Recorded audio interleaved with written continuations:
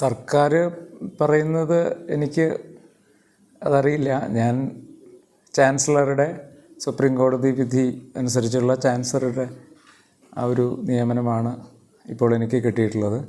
അത് പ്രകാരമാണ് ഞാനിവിടെ ചുമതലയെടുത്തത്. അത് 6 മാസത്തേക്കോ പുനർനിയമനം സ്ഥിര നിയമനം വരുന്ന മുറയ്ക്ക് അതാണ് ആദ്യമെങ്കിൽ അതുവരെയോ അല്ലെങ്കിൽ 6 മാസത്തേക്കോ. അതൊരു നിയമപരമായിട്ടുള്ള മുന്നേറ്റമാണല്ലോ. അപ്പോൾ നിയമപരമായിട്ടുള്ള ഒരു മുന്നേറ്റത്തിൽ നിയമം എവിടെ വന്ന് നിൽക്കുന്നുവോ ആ നിയമത്തിൻ്റെ വഴിയിൽ ആരാണ് അതിനുള്ള തീരുമാനം എടുക്കുന്നത് അവരെടുക്കട്ടെ, അതിനനുസരിച്ചിട്ട് പ്രവർത്തിക്കാം.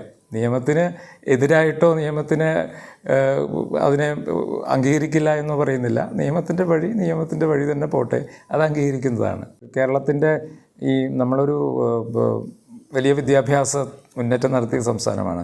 സ്ഥിര VC-മാരുണ്ടായില്ലെങ്കിൽ പല പ്രശ്നങ്ങളും ഉണ്ടാകും. അത് എല്ലാവർക്കും അറിയാവുന്ന കാര്യമാണ്. അത് എങ്ങനെയെങ്കിലും അതിന് നിയമ തടസ്സങ്ങൾ ഉണ്ടെന്ന് തോന്നുന്നു, ചില കേസുകളൊക്കെ ഉണ്ടെന്ന് തോന്നുന്നു. അത് എത്രയും പെട്ടെന്ന് മാറ്റി സ്ഥിര VC നിയമനം ഉണ്ടാകണം.